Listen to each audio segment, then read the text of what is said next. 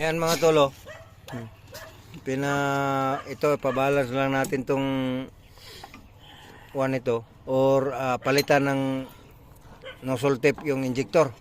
Kasi kung nakita nyo mga tolo, tubig na yun ang diesel niya, oh. Yun, oh.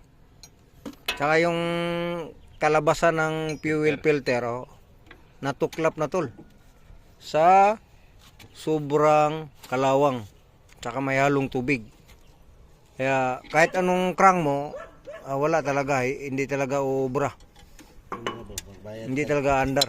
30 sa imuhang injection pump. Oh, kung nakita nyo mga tol, oh, saan ka ba na makakita ng mga ganyang dumi mga tol? Kaya mo itong papandarin sa unit mo? Yan. Oh, Balas. yan. Kaya mo papandarin yan? Hindi mo kayang pandarin yan. Gamay.